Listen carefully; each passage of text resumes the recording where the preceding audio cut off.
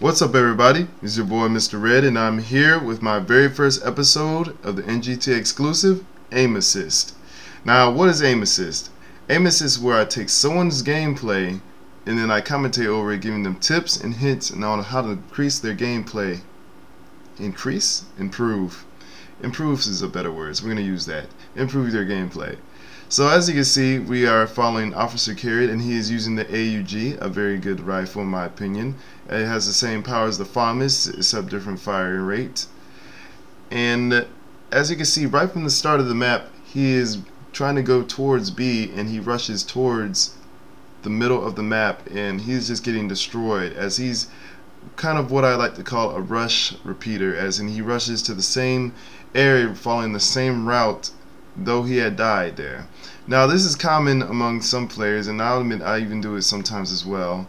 But what you want to do is, if you're getting killed, well, actually at the beginning of the map you never want to go straight towards the middle of the map, because you're just going to ask yourself to get bombarded by grenades or sniped. Well, sniping isn't very common in this game as it used to be, but you're more open to just get shot because you shouldn't be running open. And as here, you can see him trying to climb up here to, I guess, get a better vantage point. And though he may be right, there's a good vantage point. You can see a bunch of people here, but you have no cover.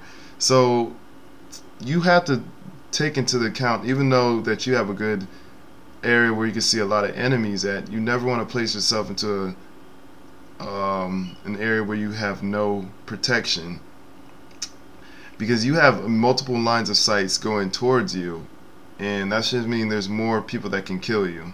And the more people that can kill you is obviously, I don't have to do the math for you guys. You just don't ever want to put yourself in that kind of position. And right there, that really couldn't really too much be helped. I mean, the guy just came out of nowhere, so he really can't be blamed. However, I think if he would have been more alert of his areas, he probably would be able to at least hear the guy, to at least do some kind of hip firing, but he basically caught him with his pants down. And fortunately, I guess he forgot the guy that just killed him was still back there, so he just popped him in the back of the head while he was doing that. So now that his team managed to catch B, because some of the other people on the other team obviously are just trying to lollygag and then do a good spawn trap, and this is the part of the video where he should start trying to prioritize a good spawn trapping, because the best way to get a good score and domination and manage to win is to spawn trap.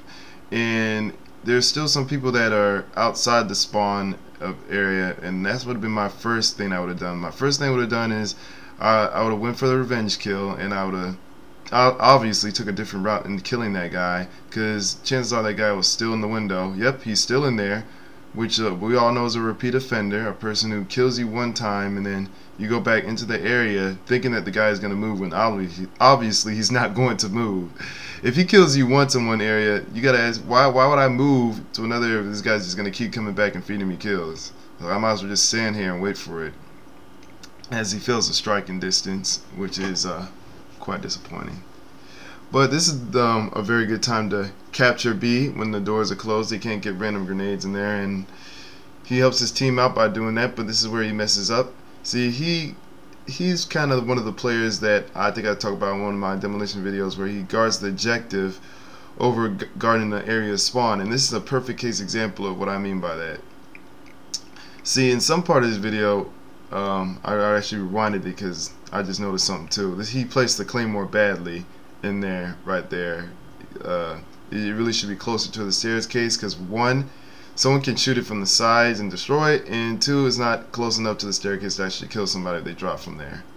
And I think that's even shown later. But going back to what I was saying, when he died on the objective, fortunately this is a small map, but he never killed that guy in there either, no one else did. But when you die near the objective, you have to run towards the objective in order to try to save it from being captured from by anybody else.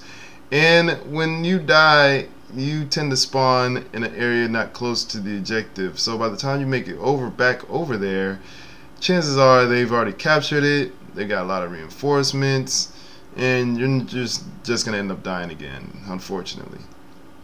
So the best thing to do is at least be in their spawn area and kill them from there, because if you die while spawn killing them or messing around their spawn, at least you have the opportunity to go back into their objective area and stop them from doing that.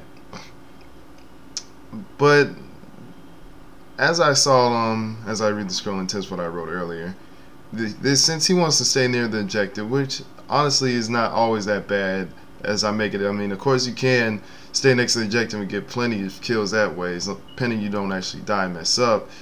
You don't want to use Claymore, because Claymore is just more of a anti-flank tool. It's supposed to protect you from getting flanked.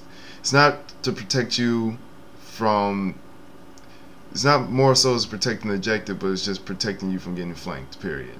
And I don't know why he turned around when the other guy came in. That's just not being aware of your surroundings. But a better perk equipment to use during when you're going to camp the objective like that is something like Scrambler, or what's the other one?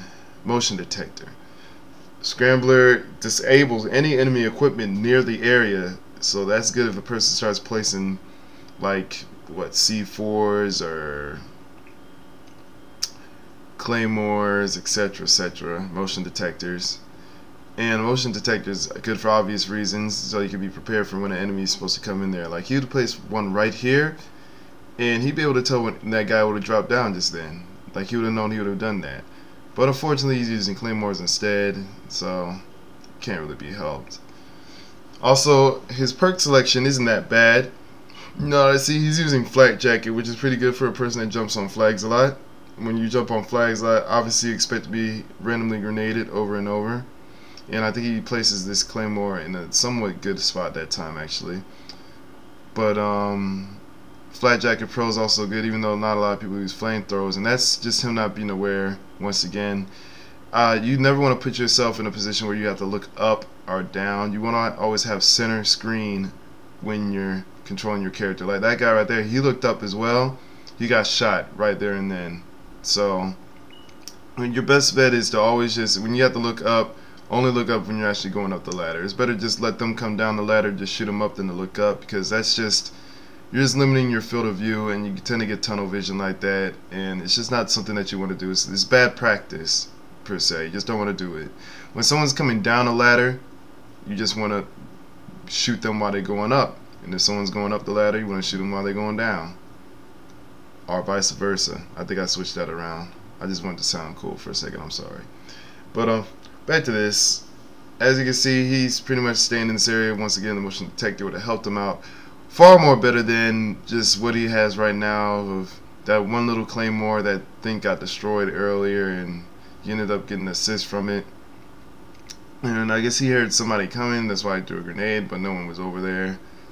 And right now he's just pretty much, he's utilizing a bazooka, which honestly is I prefer to use that when I know a bunch of enemies are jumping on the flag. Like, say 3 or 4 of them just jumped on B, just pull out the bazooka, just get an easy multi-kill and move on. Because guns in this game are so, I don't want to say underpowered as much so as balanced. Because obviously in Modern Warfare 2, if you had the UMP from this distance, you could probably get a nice quad spray from here. But even with this gun right here, he cannot be able to do that. Now, in this case right now, he has a severe case of tunnel vision, and he's leaving his whole front open to attack, and he has someone behind him, so instead of relying on his teammate and standing behind the cover, he's standing in front of the cover in order to not get flanked.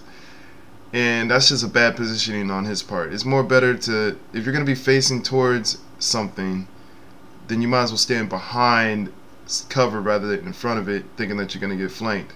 Simply because the one fact is, a person sneaks up behind you, he's going to sneak up behind you, and if a person is competent, he's going to check his corners for you to see, or he's probably at least going to see your name sticking out. So sticking behind that piece of cover would have been more beneficial than sitting in front of it.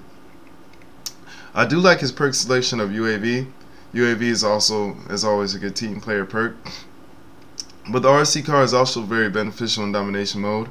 Only so as you're playing by yourself, it pretty much is used as a I can't be everywhere kind of thing. And right now he's having a little dispute with his teammate apparently, because one person won't move out the way first or whatever, which is probably gonna end up getting him killed.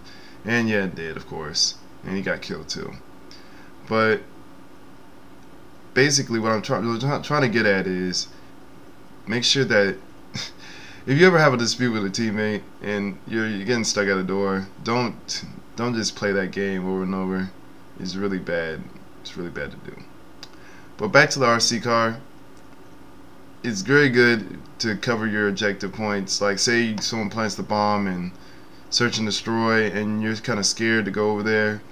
It's good for also a UAV kind of thing to see what enemies are around the area. And not a lot of people are good at shooting RC cars yet, let alone probably don't even know that you can shoot an RC car. And it's also good if you want to just get a quick sneak in there and destroy the person planting the bomb or jumping on the flag and stuff like that. So there are uses for RC car. However, I do prefer the UAV as it serves more as a team-based thing, and he kind of tries to do a little rope-a-dope thing, but it doesn't really work out for him. But once again, he's staring up at the screen, hoping that the guy comes up down there. And to be honest with you, yep, once again, it's just really bad position. Had he been looking through the window, he would have been able to kill him. But at the end of the day, at least he went positive. So it's your boy MrR3d signing out, and I hope you like this video. Alright, peace guys. Hey guys, we're on Facebook. Check the description of this video for the link to our new Facebook application. Subscribe and get our latest video updates posted right on the wall on your own Facebook page.